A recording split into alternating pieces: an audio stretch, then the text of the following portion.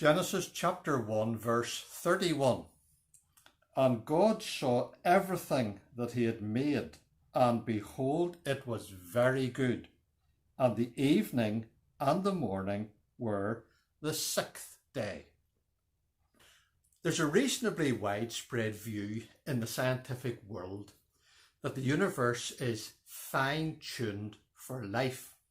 In other words, there are certain properties of the cosmos that, if they were not more or less exactly as they are, would make life be impossible.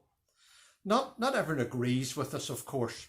There are those who think that that's just the way it is, and if it hadn't been that way, we wouldn't be around to witness it anyway. And then there's others that believe the universe appears so finely tuned simply because there is an almost infinite number of universes out there, the bulk of which are inhospitable to life. So one is bound to be like ours. Our universe is just a minute part of the great multiverse. Now, we need not wonder at the fine-tuning of the universe. It's only a mystery if you believe in cosmological evolution.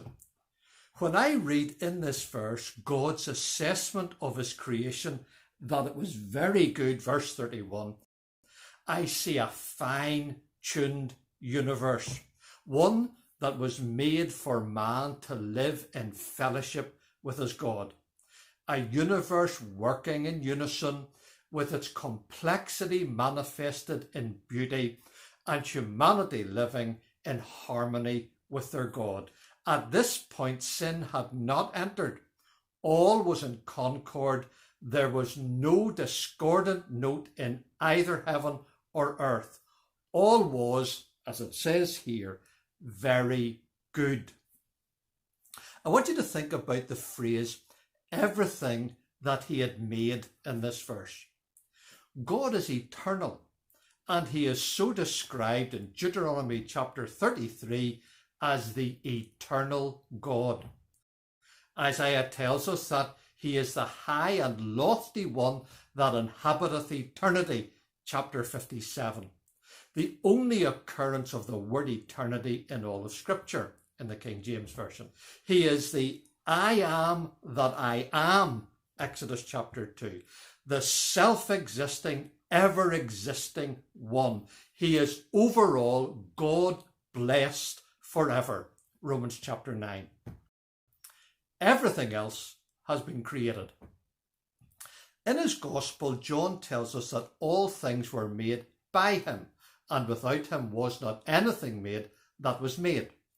Paul underlines this in Colossians chapter 1, where he wrote, all things were created by him. There is no rival creator. There's no bad God and counterbalance to the good God that many religions think about.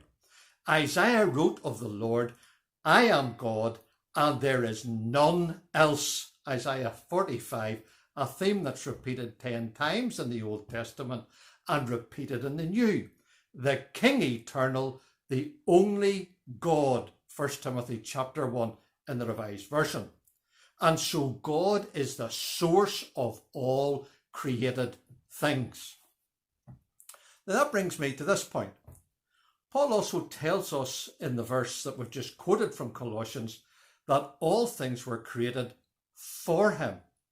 Let us never forget that this is God's universe.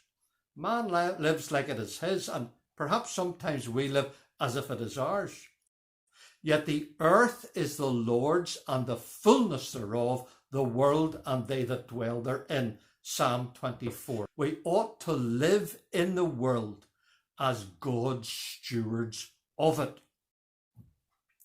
No doubt God got great pleasure as he looked upon his perfect creation, soon to be marred and ruined by sin.